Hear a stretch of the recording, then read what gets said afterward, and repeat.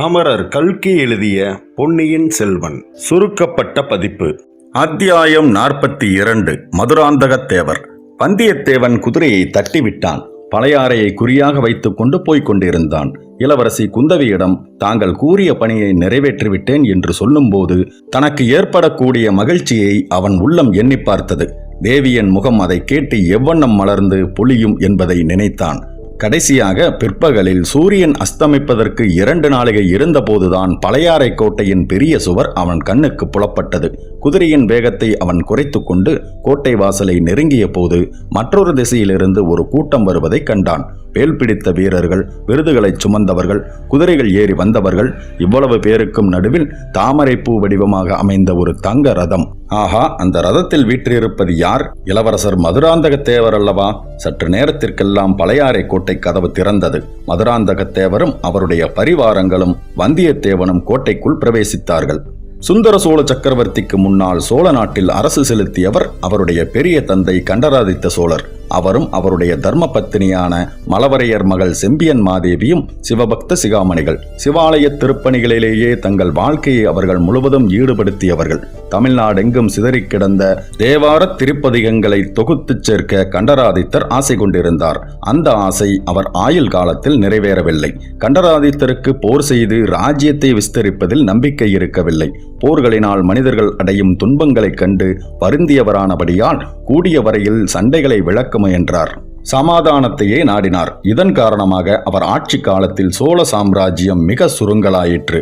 கண்டராதித்தர் தம் முதிர்ந்த வயதில் மலவரையர் மகளை மணந்து கொண்டார். அவர்களுடைய புதல்வன் மதுராந்தகன். கண்டராதித்தரின் அந்திம காலத்தில் சின்னஞ்சிறு குழந்தை. ராஜ்யத்தை சுற்றிலும் எதிரிகள் தலையெடுத்துக் கொண்டிருந்தனர். அதே சமயத்தில் கண்டராதித்தரின் தம்பி அரிஞ்சயன் போரில் காயம்பட்டு மரணத்தை எதிர்நோக்கி கொண்டிருந்தான். அரிஞ்சயனுடைய குமாரன் சுந்தர சோழன் அதற்குள் காலை பருவத்தை கடந்து பல போர்களிலே வெற்றி முரசு கொட்டி மகாவீரன் என்று பெயர் பெற்றிருந்தான்.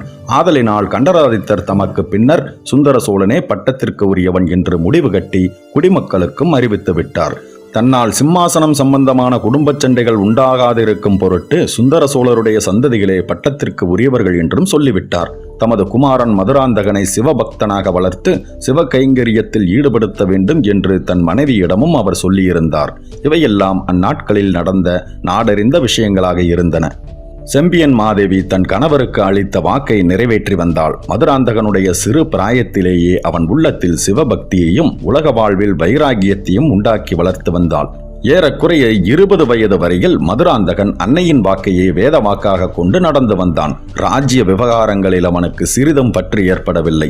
சோழ சிம்மாசனம் தனக்கு உரியது என்ற எண்ணமே அவன் உள்ளத்தில் உதயமாகாமல் இருந்தது. 2 வருடங்களுக்கு முன்னால் சின்ன பழுவேட்டரையரின் மகளை மணந்ததிலிருந்து அவன் மனம் மாறத் தொடங்கியது. ஆரம்பத்தில் லேசாக தலை காட்டிய ஆசைக்கு பழுவூர் இளையராணி நந்தினி தூபம் போட்டு பெரிதாக்கி வந்தாள். சிறிய தீப்பொறி அதிவிரைவில் பெரிய காட்டுத்தீயாகிவிட்டது. பல்வேறு காரணங்களினால் சோழ நாட்டு சிற்றரசர்கள் பலரும் பெருந்தர அதிகாரிகளும் மதுராந்தகனை ஆதரித்து சிம்மாசனத்தில் ஏற்றுவதற்கு சுந்தர சோழர் கண்மூடும் சந்தர்ப்பத்தை அவர்கள் எதிர்நோக்கியிருந்தார்கள்.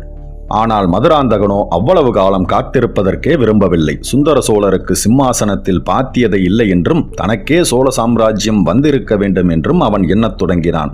இவ்விதம் மதுராந்தகனுக்கு ஏற்பட்டிருந்த அரசுரிமை வெறியை கட்டுக்குள் அடக்கி வைப்பது இப்போது பழுவேட்டரையர்களின் பொறுப்பாக இருந்தது.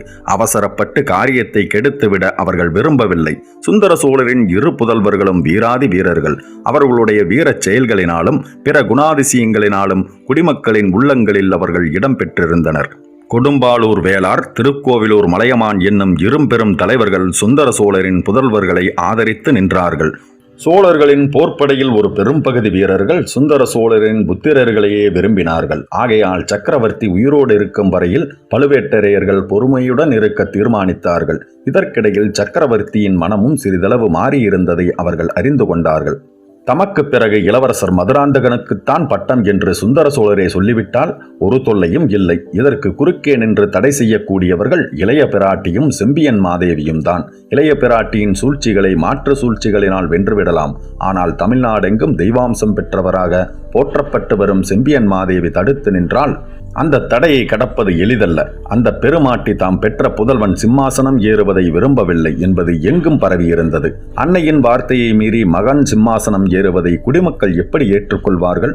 ஒன்று, அந்த அம்மாளும் தனது கணவரை பின்பற்றி கைலாச பதவிக்கு செல்ல வேண்டும், அல்லது அவருடைய மனம் மாறச் செய்ய வேண்டும். தாயின் மனதை மாற்றக்கூடிய சக்தி பெற்ற பிள்ளையை தவிர வேறு யாருக்கு இருக்கக்கூடும்? அதனால் தான் அன்னையிடம் சொல்லி அவர் மனதை மாற்றும்படி மதுராந்தகத்தேவரை அடிக்கடி பழுவேட்டரையர்கள் தூண்டிக் கொண்டிருந்தார்கள். மதுராந்தகர் இந்த காரியத்தில் மட்டும் உற்சாகம் காட்டவில்லை. ராஜ்யம் ஆளும் ஆசை அவர் உள்ளத்தில் வெறியாக மூண்டிருந்தது. ஆனால் அன்னையிடம் அதை பற்றி பேச மட்டும் அவர் தயங்கினார். ஏன் அந்த மூதாட்டியை சந்தித்து பேசுவதற்கே அவர் அவ்வளவாக விரும்பவில்லை.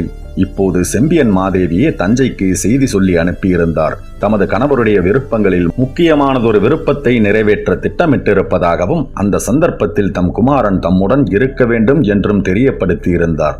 அதன்படியே சின்ன பழுவேட்டரையர் மதுராந்தகரை பழையாறைக்கு போய் வரும்படி கூறினார். இந்த சந்தர்ப்பத்தில் தஞ்சை சிம்மாசனத்திற்கு தமக்குள்ள உரிமை பற்றி தாயிடம் வாதாடி அவருடைய மனதை மாற்ற முயலும்படியும் சொல்லி அனுப்பினார். மதுராந்தகத்தேவர் தமது பரிவாரங்களுடன் பழையாறை நகருக்குள் பிரவேசித்தார். அவருடைய பரிவாரங்களும் அரண்மனை வீதியை அடைந்தது. செம்பியன் மாதேவியின் மாளிகையும் அடைந்தார்கள். அரண்மனை வாசலிலே பெரிய பிராட்டி நின்று கொண்டிருந்தார். மதுராந்தகர் ரதத்திலிருந்து இறங்கி அன்னையின் அருகில் சென்று வணங்கினார். வணங்கிய மதுராந்தகனை உச்சி முகந்து அன்னை ஆசி கூறினார். மகனே, சற்று சிரம பரிகாரம் செய்து கொண்டு விரைவில் சபா மண்டபத்திற்கு வந்து சேர் என்று கூறினார். அத்தியாயம் 43. செம்பியன் மாதேவி. அன்னை அழைத்து வரச் சொன்னதாக சேவகன் வந்து கூறியதன் பேரில் மதுராந்தகன் செம்பியன் மாதேவியை பார்க்கச் சென்றான். சிவபக்தியில் சிறந்த அந்த மூதாட்டியின் புகழ் நாடெங்கும் பரவியிருந்தது. ஒரு காலத்தில் மதுராந்தகனும் அன்னையிடம் அளவில்லாத பக்தி கொண்டிருந்தான். இப்போது அந்த பக்தி கோபவெறியாக மாறிப்போயிருந்தது. பெற்ற மகனுக்கு துரோகம் செய்து தாயாதிகளின் கட்சி பேசிய தாயை பற்றி கதைகளிலே கூட கேட்டதில்லையே. தனக்கு இப்படிப்பட்ட அன்னையா வந்து வாய்க்க வேண்டும்? இதை நினைக்க நினைக்க அவன் உள்ளத்தில் அன்பு அத்தனையும் துவேஷமாக மாறி நாளடைவில் கொழுந்து விட்டு வளர்ந்திருந்தது. அபூர்வமான சாந்தம் குடிகொண்ட அன்னையின் முகத்தை பார்த்ததும் கொஞ்சம் அவனுடைய கோபம் தணிந்தது. பழைய வழக்கத்தை அனுசரித்து விட்டு நமஸ்கரித்து எழுந்து நின்றான். சிவபக்தி செல்வம் பெருகி வளரட்டும் என்று மகாராணி ஆசி கூறி அவனை ஆசனத்தில் உட்காரச் செய்தாள். அந்த ஆசீர்வாதம் மதுராந்தகனுடைய மனதில் அம்பை போல தைத்தது. மதுராந்தகா, என் மருமகள் சுகமா? உன் மாமனார் வீட்டிலும் தனாதிகாரியின் வீட்டிலும் எல்லோரும் சௌக்கியமா என்று அன்னை கேட்டார். எல்லோரும் சௌக்கியமாகவே இருக்கிறார்கள். அதை பற்றி தங்களுக்கு என்ன கவலை என்று குமாரன் முணுமுணுத்தான். தஞ்சையிலிருந்து புறப்படுவதற்கு முன்னால் நீ சக்கரவர்த்தியை பார்த்தாயா? அவருடைய உடல் நலம் தற்சமயம் எப்படி இருக்கிறது என்று மகாராணி கேட்டார். பார்த்து விடைபெற்றுக் கொண்டுதான் புறப்பட்டேன். சக்கரவர்த்தியின் உடம்பு நாளுக்கு நாள் நலிந்துதான் வருகிறது. உடல் வேதனையை காட்டிலும் மனவேதனை அவருக்கு அதிகமாக இருக்கிறது என்றான் மதுராந்தகன். அது என்ன குழந்தாய், சக்கரவர்த்தி மனம் வேதனைப்படும்படியாக என்ன நேர்ந்தது? குற்றம் செய்தவர்கள், அநீதி செய்தவர்கள், பிறர் உடைமையை பறித்து அனுபவிக்கிறவர்கள் மனவேதனை கொள்வது இயல்புதானே. என்ன இப்படி சொல்கிறாய்? சக்கரவர்த்தி அவ்வாறு என்ன குற்றம் அநீதி செய்து விட்டார்? வேறு என்ன செய்ய வேண்டும்? நான் இருக்க வேண்டிய சிம்மாசனத்தில் அவர் இத்தனை வருடங்களாக அமர்ந்திருப்பது போதாதா? அது குற்றம் இல்லையா? அநீதி இல்லையா? குழந்தாய், பால் போல தூய்மையாக இருந்த உன் உள்ளத்தில் இந்த விஷம் எப்படி வந்தது? யார் உனக்கு துர்போதனை செய்து கெடுத்து விட்டார்கள் என்று இரக்கமான குரலில் அன்னை கேட்டார். தாயே, என்னை எதற்காக அழைத்தீர்கள்? அதை சொல்லுங்கள். செம்பியன் மாதேவி ஒரு நொடி பெரிய மூச்சு விட்டார்.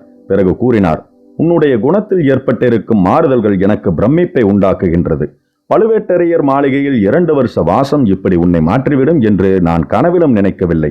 போனால் போகட்டும், என்னுடைய கடமையை நான் செய்ய வேண்டும்.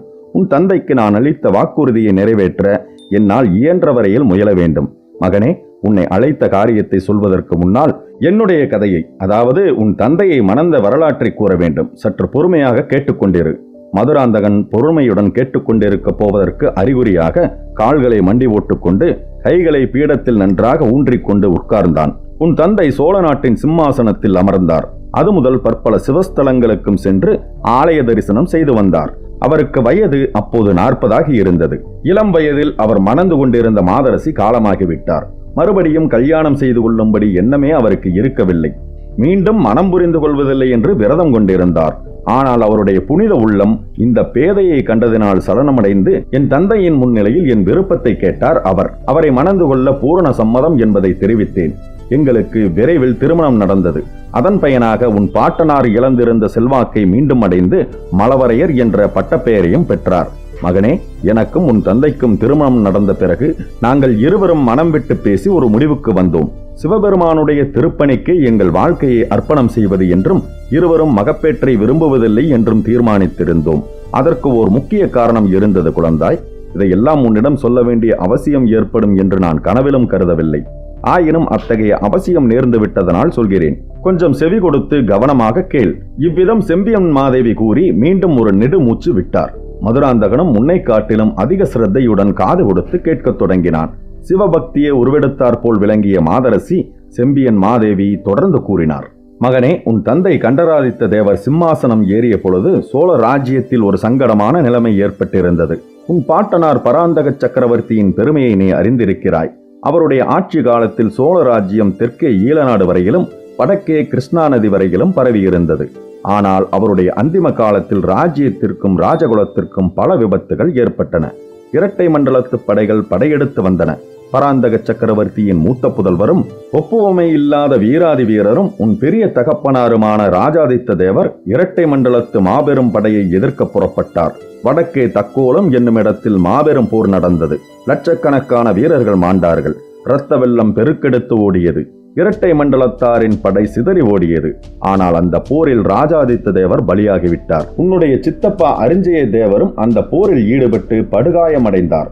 ஆனால் அவரை பற்றி யாதொரு விவரமும் அப்போது தெரியவில்லை.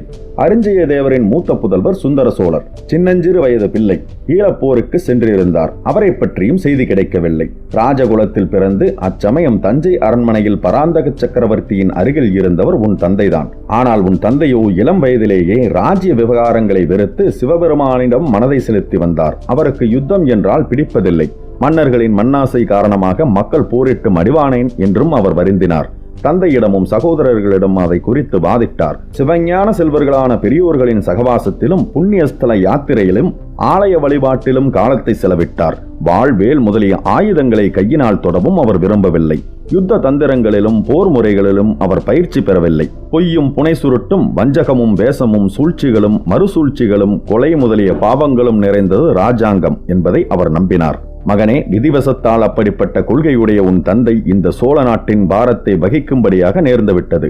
பராந்தக சக்கரவர்த்தி ராஜ்யத்திற்கு நேர்ந்த பல விபத்துகளினாலும் ராஜாதித்தரின் மரணத்தினாலும் மனம் நொந்து மரணத்தை எதிர்பார்த்திருக்கும் வேளையில் உன் தந்தையை அழைத்து ராஜ்ய பாரத்தை நீதான் ஏற்றுக்கொள்ள வேண்டும் என்றார். உன் தந்தை மரணத் தருவாயிலிருந்த உன் பாட்டனாரின் மனதை மேலும் புண்படுத்த விரும்பாமல் ஒப்புக்கொண்டார்.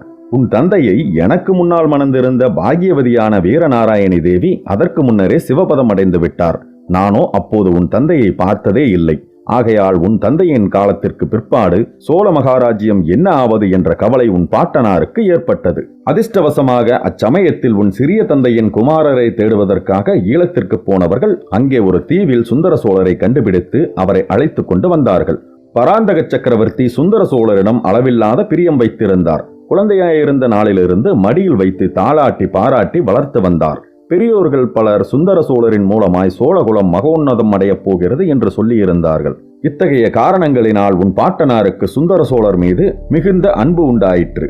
ஆகையால் உன் தந்தை சிம்மாசனம் ஏறும்போது சுந்தர சோழருக்கு இளவரசு பட்டம் கட்டிவிட வேண்டும் என்றும் அவருடைய சந்ததியர்கள் தான் சோழ நாட்டை ஆண்டு வர வேண்டும் என்றும் சொல்லிவிட்டு சிவபதம் அடைந்தார். இந்த விவரங்களை எல்லாம் உன் தந்தை என்னிடம் கூறினார். பராந்தக சக்கரவர்த்தி மரணத் தருவாயில் வெளியிட்ட விருப்பத்தை நிறைவேற்ற அவர் உறுதி கொண்டிருந்தார். சுந்தர சோழரும் அவருடைய சந்ததியாரும் பட்டத்திற்கு வருவதில் எந்தவித இடையூறும் நேரிடக்கூடாதென்று எண்ணினார். உன் தந்தைக்கு ராஜ்யம் ஆளும் ஆசை இல்லை. ராஜரீக காரியங்களிலும் பற்றுதல் இல்லை. அவருடைய உள்ளம் சதா சர்வ காலமும் நடராஜ பெருமானின் இணையடி தாமரைகளில் சஞ்சரித்துக் கொண்டிருந்தது. ஆகவே தமது தம்பியாகிய அரிஞ்சயரிடமும் அவருடைய புதல்வர் சுந்தர சோழரிடமும் ராஜ்ய காரியங்கள் முழுவதையும் ஒப்படைத்திருந்தார். அவர் சிவபெருமானுடைய கைங்கரியத்தில் ஈடுபட்டிருந்தார். அவருக்கு மறுபடியும் மனம் செய்து கொள்ளும் எண்ணமே இருக்கவில்லை. ஆனால் அவருடைய மன உறுதியை குலைக்க நான் ஒருத்தி வந்து சேர்ந்தேன். நானும் சிவபக்தியில் ஈடுபட்ட பிச்சி என்று அறிந்ததனால் அவர் என் மீது பிரியம் கொண்டு என்னை திருமணம் புரிந்தார். அவரை கணவனாக அடைந்த நான் பாக்கியசாலி. எத்தனை ஜென்மங்களில் அவரை அடைய நான் தவம் செய்திருக்க வேண்டும். அவரை தந்தையாக பெற்ற நீயும் பாக்கியசாலி. அப்படிப்பட்ட புண்ணிய புருஷருடைய விருப்பத்தை நிறைவேற்ற நானும் நீயும் கடமைப்பட்டவர்கள். அன்னை இவ்விதம் கூறி நிறுத்திய போது கேட்டுக்கொண்டிருந்த மகனுடைய உடல் பதறிக்கொண்டிருந்தது. அவனுடைய உள்ளம் கொதித்துக் கொண்டிருந்தது. அது எப்படி தாயே? என் தந்தை என்னிடம் ஒன்றும் தெரிவிக்கவில்லையே. நான் என்ன கடமைப்பட்டிருக்கிறேன்? எந்த விதத்தில் கடமைப்பட்டிருக்கிறேன் என்றான் மதுராந்தகன். மகனே கேள், உன் தந்தை சிவபெருமானுடைய பாத மலர்களை அடைந்த போது நீ சின்னம் சிறு பிள்ளை. ஆகையால் உன்னிடம் அவர் ஒன்றும் தெரியப்படுத்த முடியாது.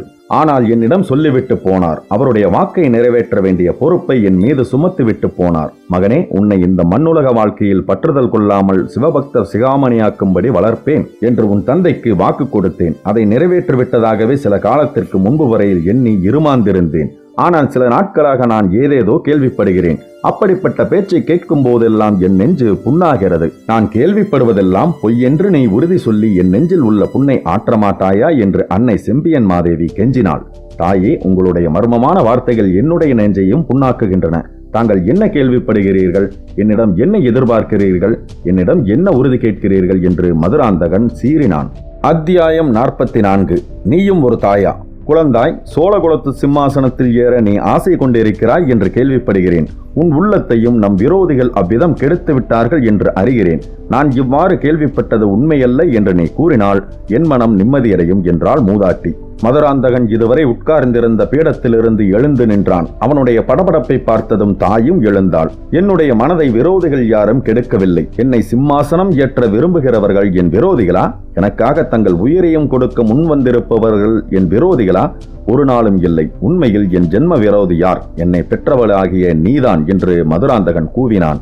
ஆத்திரமிகுதியால் அச்சமயம் அவன் மரியாதையை மறந்தான். சின்ன பழுவேட்டரையர் நல்ல வார்த்தைகளினால் அன்னையின் மனதை மாற்றும்படி சொல்லியிருந்ததை மறந்து வசை மாறி பொழிந்தான். ஆம், நீதான் என் ஜென்ம சத்ரு, வேறு யாரும் இல்லை. நீயும் ஒரு தாயா? உலகத்தில் தாய்மார்கள் தங்கள் பிள்ளைகளின் உரிமைக்காக படாத பாடுபடுவார்கள். நான் உனக்கு என்ன துரோகம் செய்தேன்? நீ எதற்காக இந்த பெரும் துரோகத்தை எனக்கு செய்கிறாய்? எல்லாவித நியாயங்களினாலும் எனக்கு சேர வேண்டிய ராஜ்யத்தை பிடுங்கி இன்னொருவனுக்கு கொடுப்பதில் உனக்கு என்ன சிரத்தை? என் தந்தையின் விருப்பம் என்று சொல்கிறாய். அவருக்கு நீ வாக்கு கொடுத்ததாக சொல்கிறாய். அதற்கெல்லாம் அத்தாட்சி என்ன? நான் நம்பவில்லை. எனக்கு யாரோ துர்போதனைகள் செய்து விட்டதாக சொல்கிறாய். இல்லவே இல்லை. உனக்குத்தான் யாரோ துர்போதனைகள் செய்து உன் மனதை கெடுத்து விட்டிருக்கிறார்கள். தாயை மகனுக்கு விரோதியாக்கி இருக்கிறார்கள். நியாயமாக எனக்கு உரிய சோழ சிம்மாசனத்தை ஒரு நாளும் நான் கைவிட மாட்டேன். நீ சொன்னாலும் விடமாட்டேன். சிவபதம் அடைந்த என் தந்தையே திரும்பி வந்து சொன்னாலும் கேட்க மாட்டேன். இந்த சோழ சாம்ராஜ்யம் என்னுடையது. இந்த பழமையான சிம்மாசனம் எனக்கு உரியது. அவற்றை நான் அடைந்தே தீருவேன் என்றான் மதுராந்தகன். செம்பியன் மாதேவி குரலின் சாந்தத்தில் சிறிதும் மாறுதல் இல்லாமல், மகனே, சற்று அமைதியாக இரு. நான் வஞ்சக அரக்கியாகவே இருந்தாலும் என் வார்த்தைகளை சற்று செவி கொடுத்து கேள் என்றாள். சோழ நாட்டு மக்கள் சுந்தர சோழரின் புதல்வர்களிடம் எவ்வளவு அன்பு வைத்திருக்கிறார்கள் என்பது உனக்கு தெரியாதா? தாயே, மக்களின் அபிமானத்தை பற்றி நான் சிறிதும் கவலைப்படவில்லை. மக்களின் அபிமானம் என்னத்திற்கு ஆகும்? மக்கள் ஆளப்பட வேண்டியவர்கள். சிம்மாசனத்தில் யார் வீற்றிருந்து அரசு செலுத்துகிறார்களோ அவர்களிடம் மக்கள் பக்தி செலுத்த வேண்டியவர்கள் என்றான். மகனே, உனக்கு போதனை செய்திருப்பவர்கள் அரசியல் நீதியின் ஆரம்ப தத்துவத்தை கூட உனக்கு உணர்த்தவில்லை. மக்களின் அபிமானம் இல்லாமல் எந்த அரசனும் நீடித்து அரசு செலுத்த முடியாது. அப்படி அரசு புரிவதில் புண்ணியமும் இல்லை. இவ்வாறு அந்த பெருமூதாட்டி சொல்லிக் கொண்டிருந்த போது அரண்மனை வாசலில் ஒரு பெரும் ஆரவாரம் கேட்டது. ஓலக்குரலும் சாபக்குரலும் கோபக்குரலும் கேள்விக்குரலும் ஆயிரக்கணக்கான மனிதர்களிடமிருந்து எழுந்து பெருங்காற்று அடிக்கும் போது சமுத்திரத்தில் உண்டாகும் பயங்கர பேரொளியாக கேட்டது. மகனே, சோழ சாம்ராஜ்யத்திற்கு ஏதோ பெரும் விபத்து நெருங்கிக் கொண்டிருக்கிறது. அதன் முதல் அறிகுறிதான் இது. நான் அரண்மனைக்கு வெளியே சென்று என்ன விஷயம் என்றும் தெரிந்து வருகிறேன். அதுவரையில் நீ இங்கேயே இரு என்றாள் அன்னை. பழையாறை நகரின் வீதிகள் அன்று வரை என்றும் கண்டிராதபடி அல்லோல கல்லோலமாக இருந்தது. அத்தென்னகரில் ராஜ மாளிகைகள் இருந்த பகுதியை நோக்கி ஜனங்கள் திரள் திரளாக போய்கொண்டிருந்தார்கள். மக்களில் அநேகர் அழுது புலம்பிக் கொண்டு சென்றார்கள். பலர் பழுவேட்டரையர்களை வாயார சபித்துக் கொண்டு சென்றார்கள். இப்படி ஏற்பட்ட ஆரவாரத்தை தான் செம்பியன் மாதேவி மதுராந்தகனோடு பேசிக் கொண்டிருக்கையில் கேட்டார். குமாரனுடன் வாதாடுவதை அத்துடன் நிறுத்திவிட்டு அரண்மனை மேல் மாடத்தின் முன்முகப்பிற்கு வந்து சேர்ந்தார். தெய்வீக கலை பொருந்திய அப்பெருமூதாட்டியின் திருமுகத்தையும் கூப்பிய கைகளுடன் அவர் நின்ற சாந்தமான தோற்றத்தையும் பார்த்ததும் அந்த ஜனசமுத்திரத்தின் ஆரவாரம் அடங்கியது. இந்த சமயத்தில் தஞ்சாவூர் தூதர்கள் இடித்து பிடித்து ஜனங்களை தள்ளிக்கொண்டு முன்னால் வந்து சேர்ந்தார்கள். அவர்களை அழைத்து கொண்டு வந்த சேவகர்களில் ஒருவன், பெருமாட்டி, இவர்கள் தஞ்சாவூரிலிருந்து முக்கியமான செய்து கொண்டு வந்திருக்கிறார்கள் என்றான். செம்பியன் மாதேவி ஜனக்கூட்டத்தை பார்த்து கையமர்த்திவிட்டு தூதர்களை நோக்கி என்ன செய்தி கொண்டு வந்திருக்கிறீர்கள் என்று கேட்டார். தாயே, மிக துயரமான செய்து கொண்டு வந்திருக்கும் அபாகியசாலிகள் நாங்கள். சக்கரவர்த்தியின் கட்டளையின் பேரில் இளவரசர் அருள்மொழிவர்மர் இலங்கையிலிருந்து கோடியக்கரைக்கு கப்பலில் வந்து கொண்டிருந்தார். வரும் வழியில் சுழிக்காற்றில் கப்பல் அகப்பட்டுக் கொண்டு விட்டது. துணையாக வந்த கப்பல் உடைந்து முழுகிவிட்டது. அதிலிருந்தவர்களை காப்பாற்றுவதற்காக இளவரசர் கடலில் குதித்தார். பிறகு அவர் அகப்படவில்லை. கடலிலும் கடற்கரை எங்கும் தேடுவதற்கு ஏற்பாடு செய்திருக்கிறது. சக்கரவர்த்தியும் மலையமான் மகளாரும் இச்செய்தியை கேட்டு பெருந்துயரில் ஆழ்ந்திருக்கிறார்கள். தங்களையும் மதுராந்தகத்தேவரையும் இளைய பிராட்டியையும் உடனே புறப்பட்டு தஞ்சைக்கு வரும்படி சக்கரவர்த்தி எங்கள் மூலம் செய்தி அனுப்பியிருக்கிறார். இவ்வாறு தூதர்கள் கூறியது செம்பியன் மாதேவியின் காதிலும் விழுந்தது. அதே சமயத்தில் ஜனக்கூட்டத்தின் செவிகளிலும் விழுந்தது. செம்பியன் மாதேவியின் கண்களில் நீர் தாரை தாரையாக பெருகியது. அதை பார்த்த ஜனங்கள் மேலும் ஓ என்று கதறினார்கள். அத்தியாயம் 45. காஞ்சிக்கு ஓலை. ஓடையில் வந்து படகில் விற்றிருந்தது அரசிலங்குமரி குந்தவைதான் என்பதை வந்தியத்தேவன் நன்கு தெரிந்து கொண்டான். ஓடத்தில் இருந்த இளவரசியின் முகத்தை பார்த்தான். தான் போய் வந்த காரியத்தை மறந்தான். உலகத்தை மறந்தான். தன்னையுமே மறந்தான். சுய நினைவு இல்லாமலே வந்தியத்தேவன் தண்ணீரில் சில அடிகள் இறங்கிச் சென்று ஓடத்தில் ஏறிக்கொண்டான். இளவரசி ஓடக்காரனை பார்த்து சமிக்ஞை செய்தாள். ஓடம் நகரத் தொடங்கியது. வந்தியத்தேவனுடைய உள்ளமும் ஊஞ்சலாடத் தொடங்கியது. தாங்கள் போன காரியம் என்ன ஆயிற்று? இளவரசரை அழைத்து வந்தீரா? சௌக்கியமாக இருக்கிறாரா? எங்கே விட்டு வந்தீர்கள்? யாரிடம் விட்டு வந்தீர்கள் என்று முதலில் தெரியப்படுத்தும். பிறகு இங்கிருந்து புறப்பட்டது முதல் நடந்தவை எல்லாவற்றையும் சொல்லும் என்று இளவரசி கூறினாள்.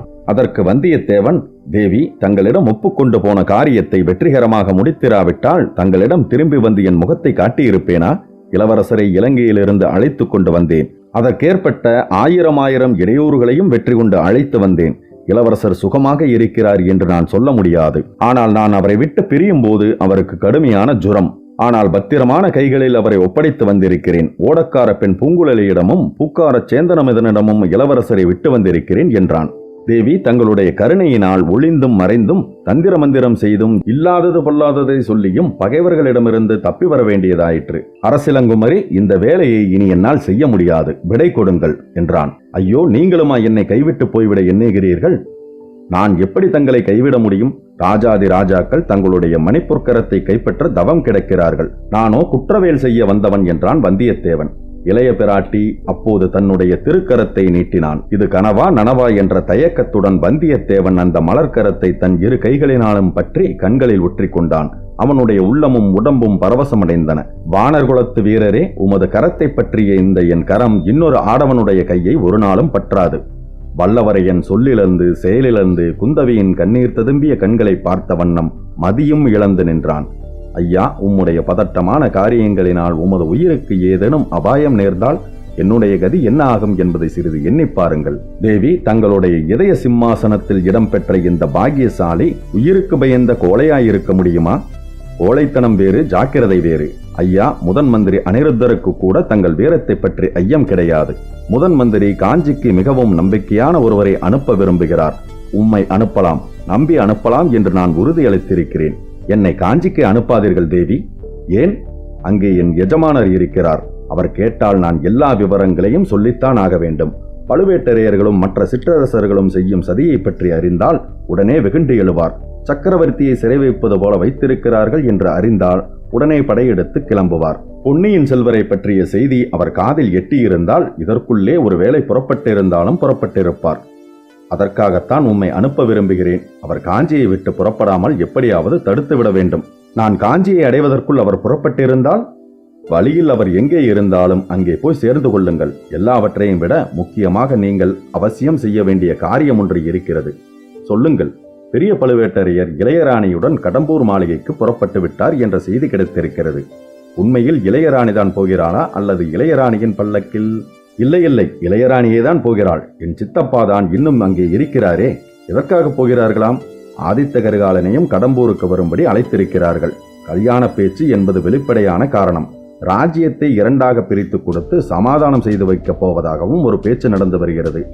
என் எஜமானர் அதற்கு ஒரு நாளும் சம்மதிக்க மாட்டார். அதை பற்றியெல்லாம் இப்போது என்ன கவலை?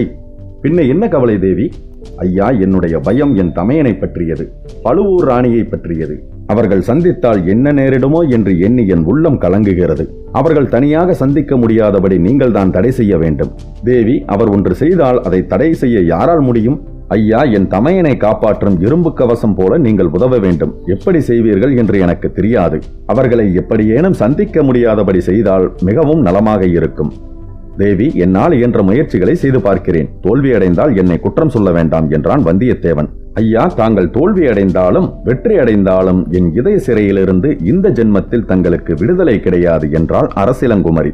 மறுநாள் காலையில் வந்தியத்தேவன் முதல் மந்திரி அனிருத்தரின் ஓலையுடன் அரிசிலாற்றங்கரையோடு குடந்தை நகரை நோக்கி போய்க் கொண்டிருந்தான். குதிரையை விரட்டாமல் மெல்ல செலுத்திக் கொண்டு இருபுறமும் தோன்றிய இனிய காட்சிகளை பார்த்து கொண்டு போனான். ஐப்பசி மாதத்தின் ஆரம்பத்தில் சோழவள நாடு பூரண பொலிவுடன் விளங்கியது. வழியில் ஆழ்வார்க்கடியான் கொள்ளிடக்கரையில் அவனுடன் வந்து சேர்ந்து கொள்வான் என்று அவனிடம் சொல்லியிருந்தார்கள். மேலும் நடந்த நிகழ்வுகளை அடுத்த பதிவில் காணலாம்.